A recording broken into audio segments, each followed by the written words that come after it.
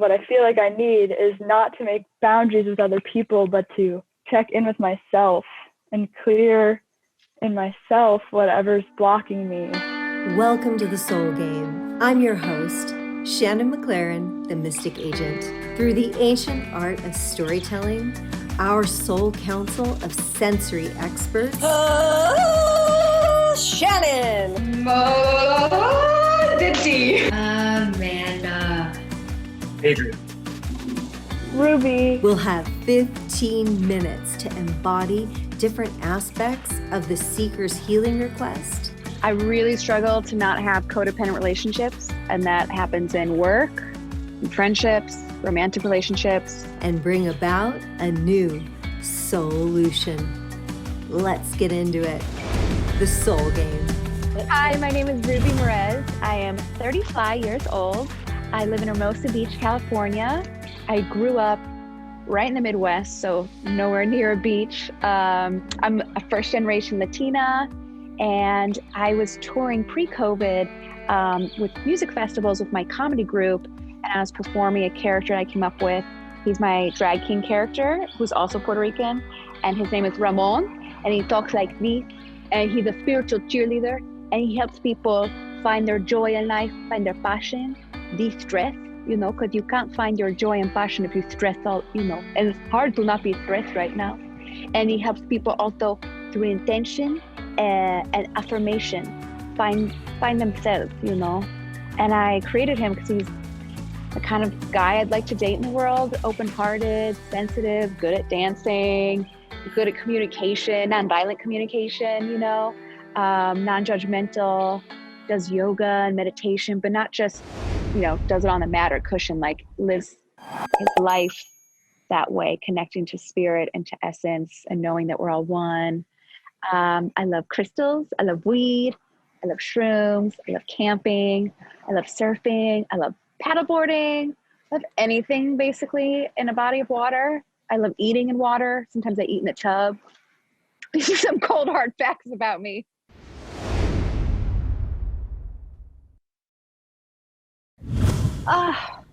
Ruby. Ruby.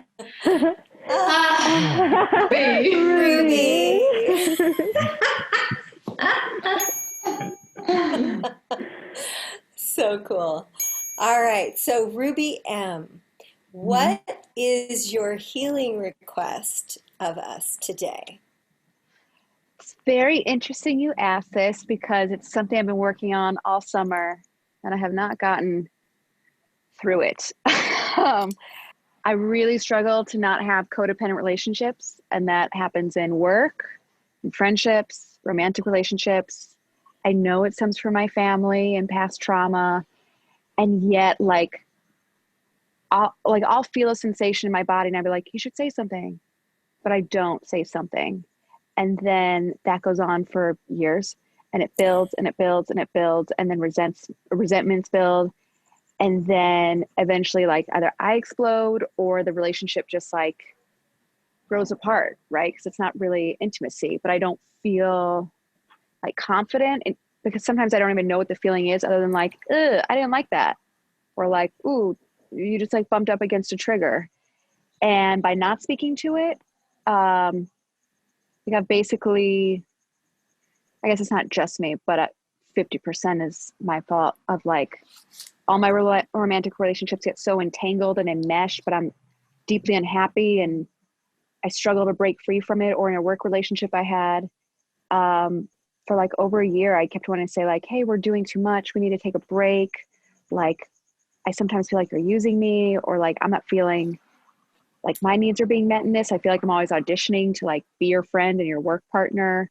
I don't have boundaries. I was evacuating from a fire in Northern California and a friend was texting me about something. And while I'm packing up, I'm messaging them because I don't want them to get mad at me that I ignored their text, And then I finally was I can't really find a cat sitter for you because I'm fleeing a fire. And my friend was oh my God, just right back to me, take care of yourself. But I couldn't even in that moment feel agency to, speak to what was really going on for me. I go into people pleaser mode and auditioning and being the funniest one or the coolest one.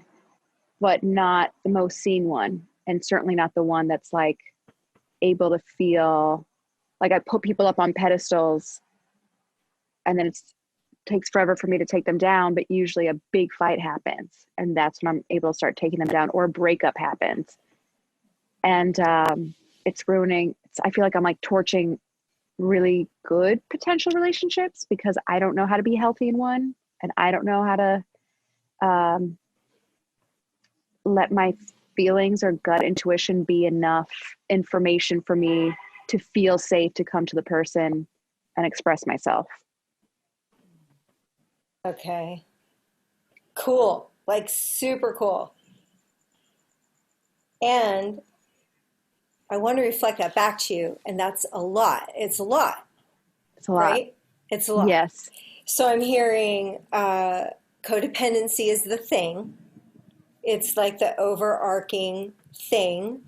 And underneath it is like your desire to really express yourself. And you hear the voice. You know it's happening inside you. You're going, stop, go. No, but you're saying yes. And so you are having the inclinations within you is what I've heard you say. And yet there is a thing that holds you back from speaking the truth in the moment. And then resentments are coming.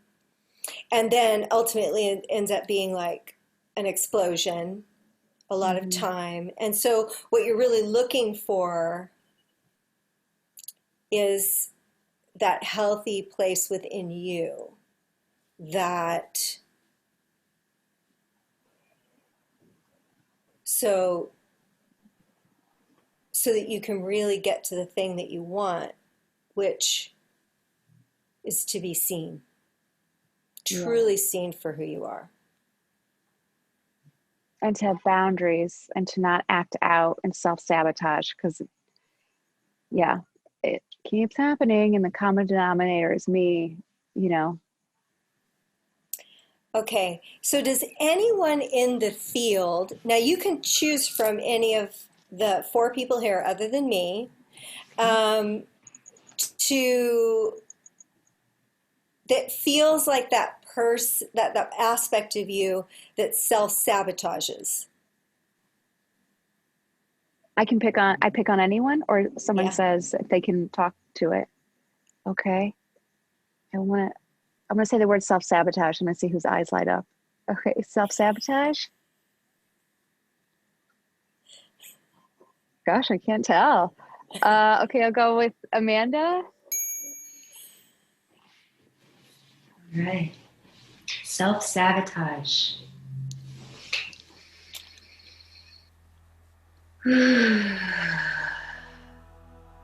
Self-sabotage. So I'm just tuning into what I'm noticing as I presence into that way of being in relationship. And the first thing I'm really just tuning into and physically is I feel a little bit like the top half of my head feels a little disconnected from my body or something. Like there's this distance, like almost like I'm looking down from really high up and I'm seeing what's happening down below, but I don't feel quite like there's a piece of continuity that I'm kind of missing a little bit. As I tune into self-sabotage, I feel like I'm observing, but not really fully inhabiting all of my lower parts. I feel like I'm in my head.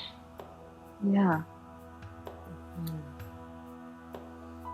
How is that for you, Ruby M? Very accurate description of what it feels like. Because I can see it and I'm like, stop doing it. But then taking the action to change it is like, disconnected. There's a distance. Yeah. So I'm also wondering, Ruby M, who of the people that are left feel like they could portray your boundaries? Ooh. Pardon me if I say your name wrong. Dipti? Yeah, you said it perfectly.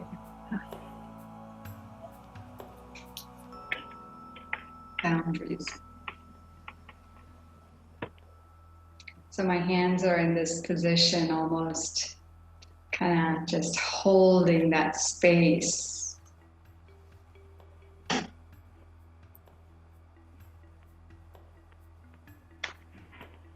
It's almost like the boundaries are there, but they kind of just need to be more flexible. When you think I have to put boundaries, it's almost like putting a wall, but it's not a wall. It feels like, oh, I'm going to separate everybody out when I start making my boundaries.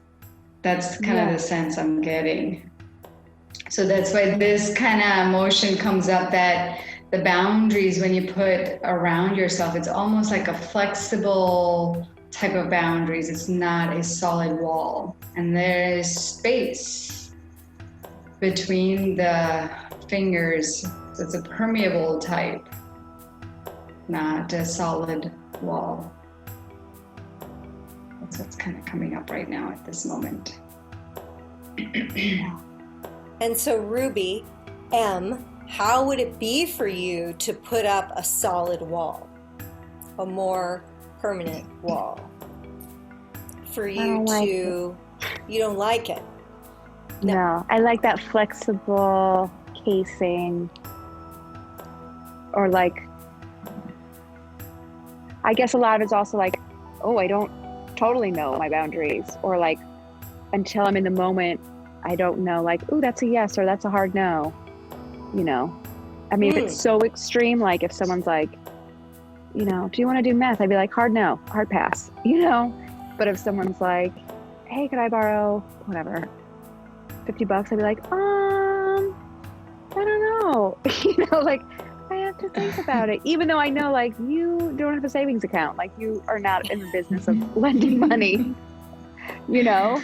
But then I feel guilty, and I'm like, well, maybe I should, you know. And what would it be like for you, to take the space that you need between the inciting moment when someone asks for something, or there's a request made, or a boundary is pushed, and you take space to go and retreat into yourself before you come back into make a decision. Take time and space for yourself. So what would that be like for you? New. No? No, it would new. New. It would be new. Yeah. Yeah. So I'm wondering if anyone in the group feels like they could play this space between the inciting incident and her actual truth. That I'm gonna call space. my girl Ruby R. Yeah, I was feeling that. I've been feeling a little bit since the very beginning, like this in my chest, this like sharp, triangular, bad feeling, like something's trying to escape. Like I need to let something out. And I was trying to picture what would release that. How could I express myself and let that go? And I was just seeing like yelling, like clearing some energy inside myself. Like there's something that is blocked or stuck or trying to move and not connecting to the top part and not being able to release. And I was just feeling like I need to get it all out. I need to do something to open the space in myself, not around me. And I liked these boundaries. And when you asked Ruby M what she thought about walls, like strict boundaries, like walls, that just made my chest hurt and felt like constricting and isolating, and that didn't feel like what I need. What I feel like I need is not to make boundaries with other people, but to check in with myself and clear in myself whatever's blocking me, like almost creating those boundaries within me. And it doesn't even need to be dealt with other people. It's my own process that needs to be cleared. That's what I'm feeling. I love that. How is that for you, Ruby? Ruby M, how does that space that Ruby R is talking about feel to you? Between the inciting incident, and the actual, your truth, expressing your truth, that space, how does that feel to you? Right on the money. I think a lot of it is time and space, and like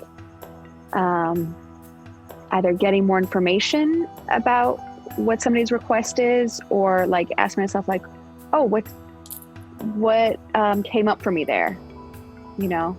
Like I speed through sometimes decisions just to like get it off my chest, or I have ADD, so I'm always scared like, oh, if I don't respond quickly, I'll forget, you know? But what I'm really doing is denying myself any opportunity to have a feeling, and like suppressing the experience of having a feeling before I take an action to please them or meet some need that I think needs to be met for them, to keep them liking me or wanting to be in relationship with me. Yes. But so it feels good to be like, ooh, take time and space, and like, like getting off my chest. I tend to be very tight, my throat chakra and in my chest constantly. So I had one other thing that I wanted to tune in with Adrienne, and that is to be the most seen. Like I feel like there's space, and then there's this continuity between head and heart, and then there's these boundaries, and I just wonder how that feels moving toward being seen. And I'm wondering if Adrienne, what it would be like for you to be the most seen with all of these aspects in place. Mm-hmm.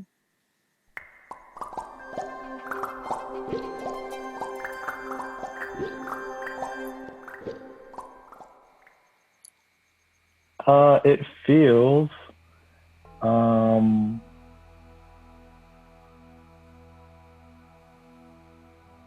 it doesn't feel, it feels different, kind of new. New was the word used I heard earlier, and there's something a little bit different about being seen. And I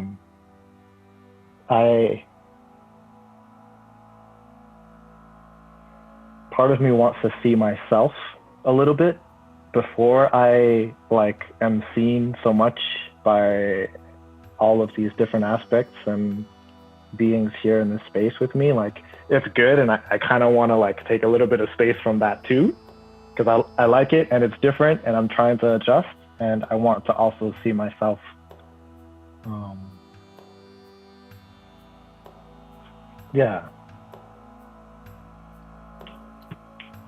Okay, so guys, we're at 15. We're at 15 minutes. So I would like everyone, and you will have a moment too here, Ruby M, but I would like everyone to share a word of where you're at now that everyone has spoken into the space. Quickly, please. Dipti? Flexible boundaries. Continuity.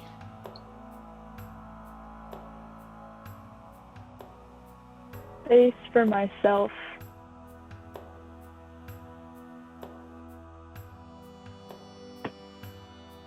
Is there anything added you wanted to add, Adrienne, before we go to Ruby M?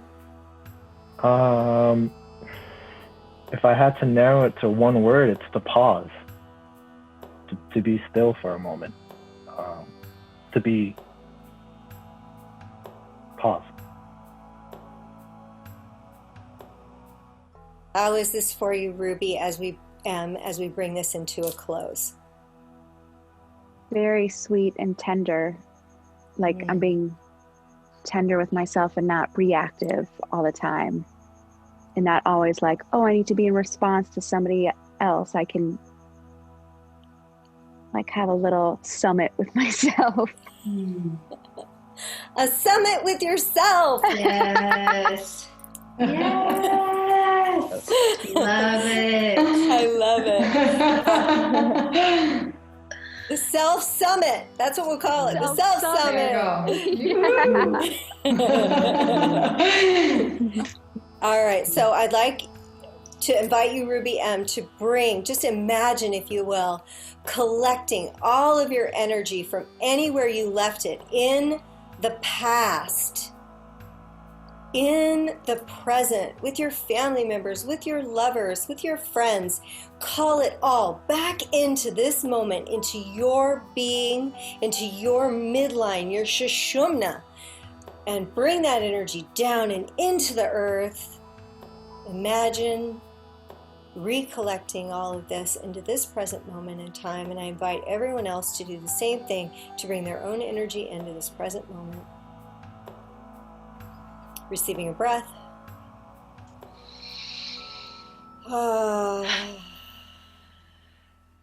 Letting some sound out if you'd like. I'm calling this session complete and ever revealing.